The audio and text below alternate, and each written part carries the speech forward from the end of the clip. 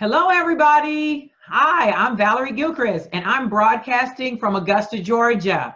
And my broadcast is Esther's Purpose.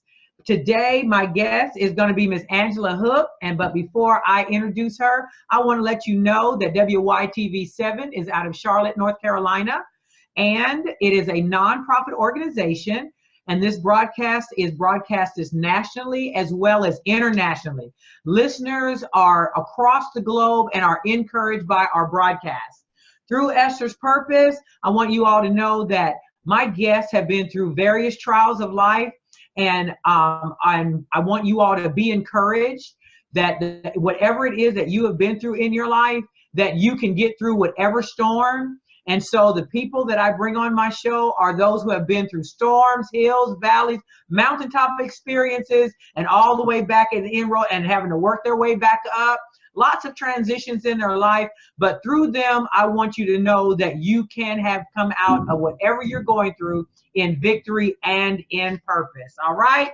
So I want to introduce to you all my guest today, and her name is Angela Hook. And she is the founder and creator of Forever Evolving Women's Empowerment Services, LLC. She is happily married with 3 children and 5 stepchildren. She has 3 grandchildren. She lives in Lansing, Michigan, and she is currently employed with Lansing Community College as an academic success coach. How about that? She holds a Master's of Arts degree in Human Services, in Human Service Counseling, and a specialization in executive leadership. She is an author, inspirational speaker, entrepreneur, and life coach. She is a member of the Black Speakers Network, and she's a 30-year professional experience in coaching, mentorship, and developing young girls and women. How she adds value to women's lives is through educating, equipping, and empowering them with tools and resources to enhance their lives. How about that? Miss Angela, how are you today? I am wonderful. How are you? I am great and just been excited about this interview, just ready to have it with you today. Yes, yes. And let the world know who you are. So I've already given your introduction with some of your accolades that we'll go into further. But as we discussed when we had our first conversation, is I always like to encourage my guests by starting out of the gate, letting them know who we are before all the titles, all the degrees, all the stuff we're doing now, that we're really human beings that have been through struggles in life, and that those struggles did not hinder us or stop us from accomplishing what we're supposed to be doing in the earth. So if you will, for us, Miss Angela, let's talk about Angela, just Angela, growing up and the things that have transpired in your life that brought you from there to here. Okay. Well, first of all, I would just like to say thank you for giving me an opportunity to come on and hi to the audience out there. But I was born and raised in Lansing, Michigan. I actually came from my mom. She was a single mom, and she was raising 5 children. Now, before I get into her being single, prior to her becoming single, my father, who was living in the home just briefly, he ended up moving out of the house. He got a divorce, and he got murdered when I was at the age of 10. And so my mother raised us, again, as a single mom. She has some very hard challenges in her life. My mother was a full-blown drug addict and alcoholic, and so that kind of created some very dysfunctional, how I would say, environment for us, for me and my brothers and sisters. One of the things that I really try to talk about is the brokenness in a relationship. So when you have a brokenness in a relationship, whether it be your mother or your father, it tends to cause some type of dysfunctions in how you function in every relationship that you enter into, if you do not do the work that needs to be done in order for you to be able to move forward wholly. And so me and my mom had a very strained relationship, because as you know, or those out there that may have dealt with people that had addictions, that relationship, even though your parent or it could be your aunt or uncle may have had that addiction, they love you as much as they could. And so in that relationship with me and my mom, the relationship was broken because of her addiction. And so I was one, as a little girl growing up, I kind of took care and managed things in my home to where she was living a lifestyle that she could not function the way that she needed to as a mom. And so that caused some strain in me and her relationship, because as a little girl growing up, you're thinking you should be playing with dolls or you should be out, you know, enjoying life with your friends. Well, I was stuck in the house, you know, doing things that an adult should have been doing. And so during that time, my mom, I would come home and my mom would be kind of passed out on the floor. Really didn't know from one point to another what was how to operate with her and her children. And so that caused a lot of fear, because as a little girl growing up, I'm thinking, you know, I don't know what I'm going to walk into. One minute you come into the home, everything is fine. The next minute you come into the home, and then you are faced with beer bottles all over the floor. You're faced with violence from people, you know, abusing my mother, from me seeing my mother being dragged down the streets with blood coming out of her, from her face. And then the next day waking up and she's right back into the relationship. So it was a lot of dysfunction, a lot of love, hate in that relationship. And what I mean by that is, I believe that she loved me, but when she would look at me, she seen herself. And because she hated herself, it really reflected on her love-hate relationship with me. And so as a little girl, you're thinking, okay, why does she love me one minute and then you feel like she hates me the next? Well, I knew as I started to grow and I started to get the information that she didn't actually hate me. She hated what she seen because I reflected her. Right. And so there again, I believe for me, it was kind of generational, because seeing that growing up in my home, the first thing that I started to do is to kind of hide in, I'm going to pick up where she left off. So I started, you know, going behind her, picking up the cigarettes, smoking the cigarettes, and I got high off a cigarette. They say you don't, but as a little girl growing up, I believe that was an escape for me. It caused me to feel high, so I escaped in that. And then from that, I went from picking up the cigarettes to going behind her, picking up her liquor. And once again, starting to get that feeling of escape. Because for me, escaping was better for me to see the reality of what was going on. And I would do a lot of escaping in my mind. It was almost as if, okay, I'm going to escape in here so I don't have to deal with the reality of what was going on. And escape for me was, I would really start to think about living in a family that was functional. Living in a family, when you come home, you have the mother and the father, you get the hugs, you get the embracement, living in the fantasy of my mind where one day I was going to see my mom showing up at my school events, but it never happened. So that escape worked for me. You know, I went into my mind from picking up the cigarettes, picking up alcohol behind her, because it was a very stressful time for me. And so during that time, I started to, you know, develop into a teenager. And then I remember her telling me during that time when I started to become a teen, there were certain things she told me not to do. Well, about that time, it was just like, okay, not really hearing what you say, I'm looking at what you're doing. And so back then, during that arena of growing up, they would always say, don't listen to what I say, pay attention to what I do, but listen to what I'm saying. Right. And so it was more or less for me, it's like I'm watching what you're doing. And so what you were saying wasn't matching up with what you were living. So I said, I'm going to experience what you're experiencing. I'm going to do what you're doing, because apparently something is drawing you away from me. And so I want to understand what it feels like to feel high, because you're high. And apparently this is a drawing you away from the relationship that we're supposed to have. And so all during my time, it was a fantasy of my relationship with me and my mom, that it was a relationship of something that never took place, even though I desired that. And so after I was 15 years old, I ended up getting pregnant. And through the experience of that, my mother ended up getting free from alcohol. Well, about that time when she got free, I was getting high.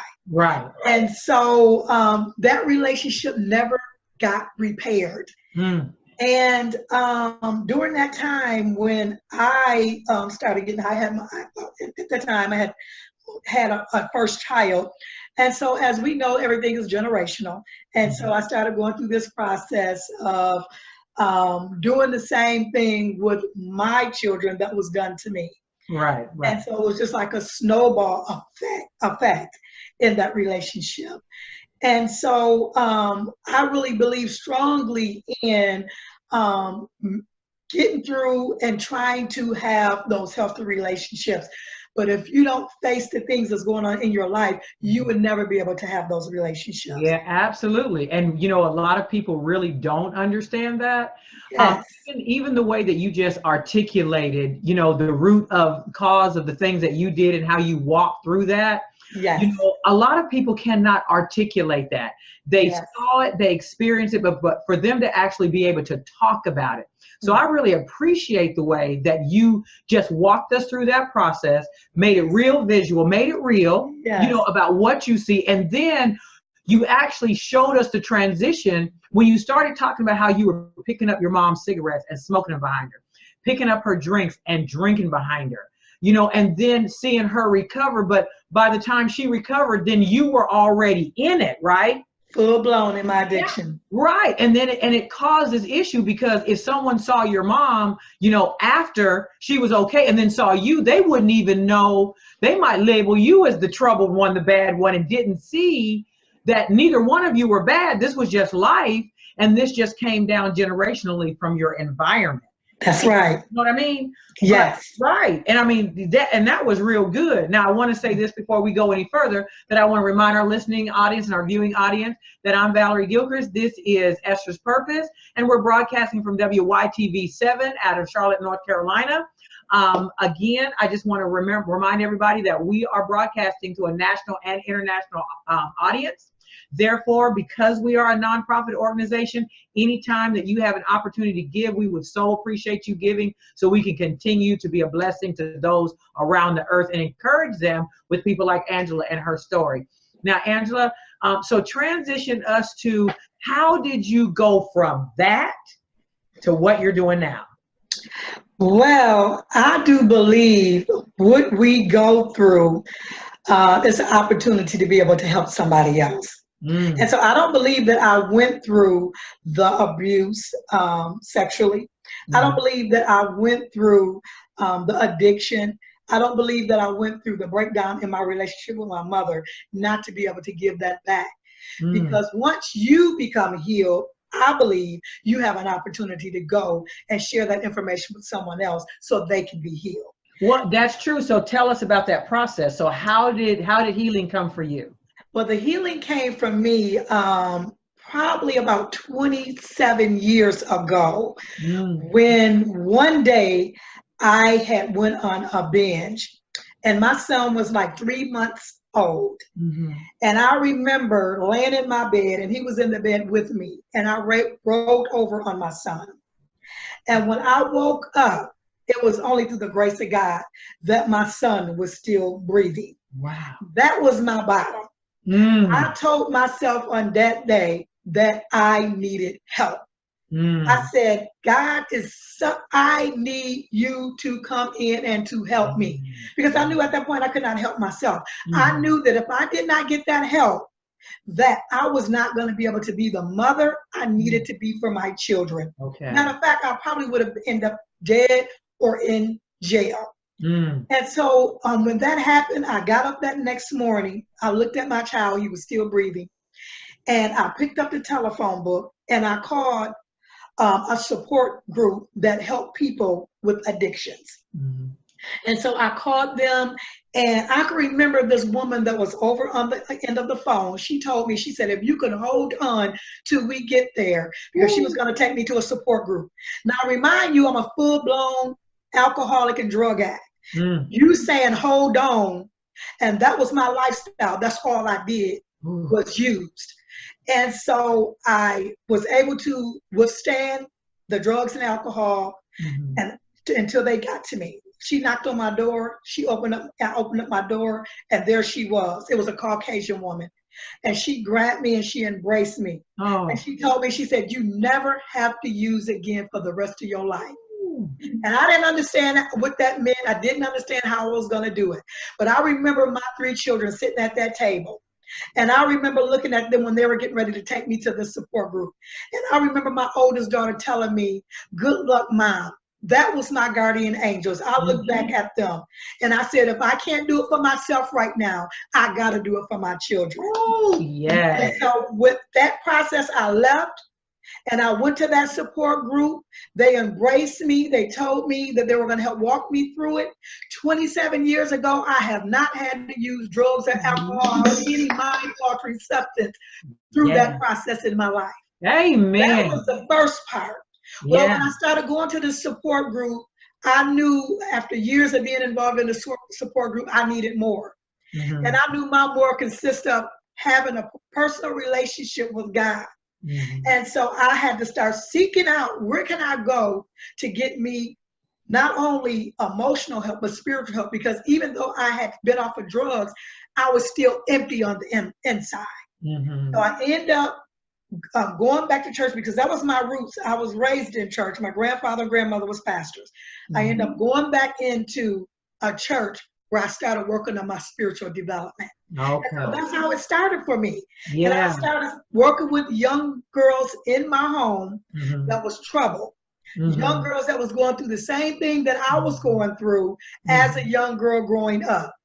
But being molested, being abused by parents, parents using drugs, and they had no stability. So I would invite them all to my house and I would talk to them. And I would show them how to carry themselves as young women. I would show them how to, even though they were going through things at home, how they still had to, remain to be what they were as young women. I would teach them how to dress. I would teach them how to do job interviews. I would teach them how to communicate with others. And so through that, that's how it started. And yes, ma'am. That's awesome, because it's difficult for us to come out of it, but when you channel that energy towards helping others, because everybody doesn't have to go through it the hard way and without help. And at this moment, I do want to give the 800 number for the National Helpline for Substance and Mental Health. It's 1-800-662-HELP.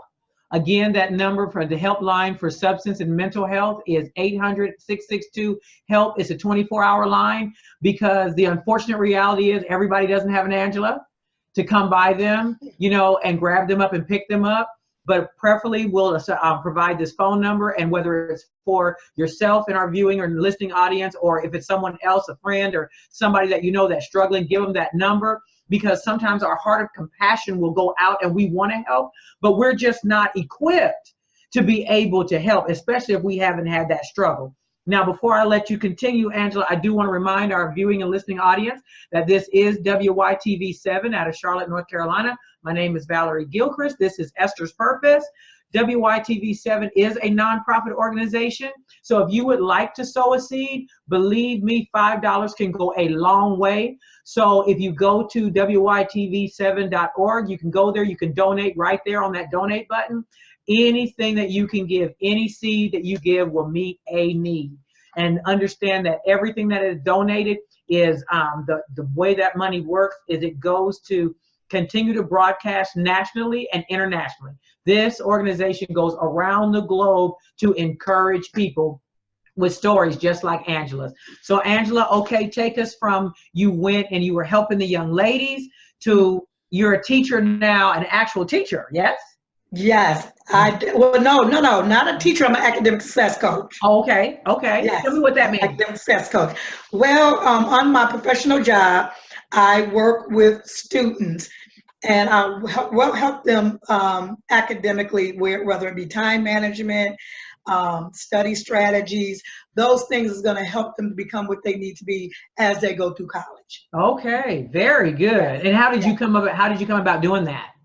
Well, I have over 30-something years in the human service field. And so, yes.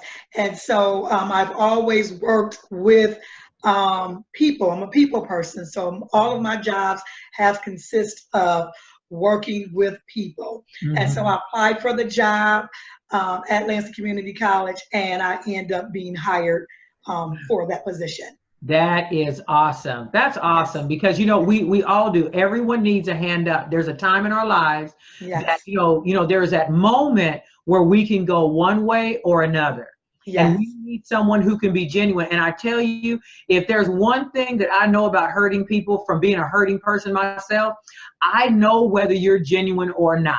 Mm-hmm. I know if you're talking to me from life experience or textbook. That's right. Life experience is going to win my attention every single time. That's right. You might not have went exactly through whatever I've been through, but hurting people know each other. Yes. That doesn't mean we necessarily nurture each other well. Yes. Because hurting people, if in that state, they don't know how to love properly because they don't love themselves. Mm-hmm. So you be able to love and honor and respect and care for another individual, it has to start with you. Is that right, Angela? I do believe that everything that we go through in our lives is a journey. I always say that. Mm-hmm. My journey may be different from yours. I know for me, I had to go to a support group. Mm-hmm. I had to get counseling. Yeah. Even before I got, so saturated in my relationship with Christ. Mm-hmm. It was some things that I had to do prior to that. Mm-hmm. And so I just, want to encourage people, if you do have to go to counseling, okay, go get you some help. Whatever you need to do in order for you to become whole and healthy, I really encourage that. Yes, yes. Because, it's difficult sometimes to ask for help. Yes. I don't care how bottom of the barrel we can get. Pride still, for some reason, can still be in there with us, and we'll try to, I can come out by myself. But, the thing is, if we could have came out by ourselves, we could have stopped ourselves long before we went that far. Yes, that's right. I mean, and all of our addictions, because addictions are not just alcohol and drugs. You can be addicted to being depressed. Yes. People don't know that, but yes. You can be addicted to being depressed. That's just normal for you. It is. So for you to say that, I can live a life of not being depressed. Okay, so how do you do that? How do I not be depressed? How do I function in the light? How do I stop hiding out? How do I stop masking and pretending I'm somebody else because I don't even know how to be me, because damage happens so early, I don't even know who I am. Well, I think that comes with you have to do a lot of work. I know that I do. Mm-hmm. I evaluate myself. I am always doing work on myself because I believe that you are going to be forever growing, changing, and developing. Yeah. We never stay the same place that we have been, or at least we shouldn't. Mm-hmm. And so I'm always working on myself. Yeah. I think when you've been through traumatic events in your life, when you've experienced a drug addiction, sexual abuse, when you have experienced, watching a mother or a father do damage to themselves, that's traumatic. Yeah. Now, the thing about it is people will always say it takes time for someone with a brain injury to heal, but why don't we give other people that same opportunity? Ooh. That may have been through something that's just as traumatic? Why don't we give them that time to heal? We want to rush people's healing. But sometimes it's, it takes a process. And I want people to know that I didn't get to where I am overnight. Right. It took a lot of, like an onion, stripping and re-stripping and talking and crying and writing and crying out to God and talking to people that I trust. That's what it took for me. Now, it may take something different for someone else, but whatever your journey is your journey. Yes, absolutely. And like you said, it's not an overnight thing. I think that some of the people who have the most struggle with giving grace are those who put on the front that I'm okay, that I'm delivered in every area, but you can tell from, the lack of compassion the lack of, I know when I first started trying to help people, I used to tell people all the time, I don't have the crying ministry. When you guys are finished crying and get over your stuff, you know, I'm the one that's going to be able to be here and help you move from that point, because I didn't want to be down there with them. And I didn't realize that my issue was I wasn't finished in my own area. Mm-hmm. And if I spent too much time around you, it would be easy for me to slip back in that. And I didn't. And unconsciously, you know, I would always back away from it. I didn't want to get back down in that. It was too familiar. It wasn't that I was just so delivered from it. It was still too familiar to me, you know, to the point where I was going to feel like I would actually go backwards into whatever I was trying to help someone else out of. And so you're right, it's a process. It takes time, and you have to know for yourself. You know, one of the things that my pastor talks about all the time is if you were an alcoholic, you got to know that your ministry might not necessarily be to go into bars with people. You might not ever, that might never be your ministry. That's right. So you've got to really know what it is, what you do have the grace to help people with. It might not be going all the way in where they are. It might be somewhere in their journey. It might be the root of their journey. It might not even be alcohol at all, or whatever the manifestation was for you. It could literally be, okay, it became drugs, alcohol, low self-esteem, whatever. But my job might be, let me deal with the root of it. That root of it over here might be somebody else's journey. But I can talk to you about the fruit. Do you ever find that when you're talking to people, that you have to help them in different places for them? Oh, definitely. I do agree. I believe you have to get to the exact nature. You say the root. I said, you got to get to the exact nature of why you did what you did. I tell people all the time, people don't just wake up one day and say, I guess I'm going to be a drug addict. Right. That happens based on pain. Something that happened in that person's life that caused them to say, I can't deal. And because I can't deal, I'm going to find something that's going to cover this up so I don't have to deal with the feelings of it. Yeah. People don't wake up one day and just say, oh, I guess I'm going to be jealous. It's a root cause in that. It's a root cause to cause people to do what they do. And if you don't understand that, you will be judgmental. You won't have the compassion for other people because you don't know what it feels like. And I tell people, just because you've never used drugs don't mean that you don't know what pain is. Because I believe we all have experienced a level of pain. So if you can identify with pain, you can identify with what this person may be going through, because it all stems from being something that's painful that has happened in their life. Absolutely. And so when you're dealing with people, that's what you have to go. You got to get to the exact nature of what's going on. And that's what happened for me. I had to look at, okay, Angela, why are you drinking and drugging? Well, for one, I was being molested, and in one thing, I wasn't being allowed to talk about it. So think about this, a little girl being molested over and over and over and not understanding why, not having anybody to talk to. And I'm carrying that around deep down on the inside of me that's causing me to walk around with my hands over my chest, thinking something is wrong with me and it gotta be my fault. Right. And so until I started getting the help to realize this is not your fault, and you don't have to continue to keep carrying, something that they did that you had no control over. They chose to take my innocence. I did not give that away. Right. And so you have to take people back to the exact nature and then bring them back to where they are today. Absolutely. Well, Angela, oh my goodness, we could talk about this more and more and more. I thank you so much for your transparency, because everybody can't be transparent in their journey, but thank you. Again, I want to give that 800 number again for anyone out there that's listening to the National Helpline for Substance and Mental Health. It's 800-662-HELP. 800-662-HELP. It's a 24-hour line. Call it if you need some help. There's no one else around you and you need to talk to somebody. Please call that number. I want to thank our viewing and listening audience for being with us for our Esther's Purpose broadcast. Again, I'm Valerie Gilchrist. This is WYTV7 out of Charlotte, North Carolina. Please look us up on Facebook.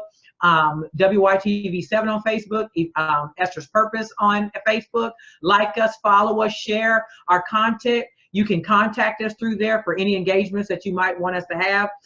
Again, my guest today was Ms. Angela. I have so enjoyed you. Thank you so very much for your sacrifice.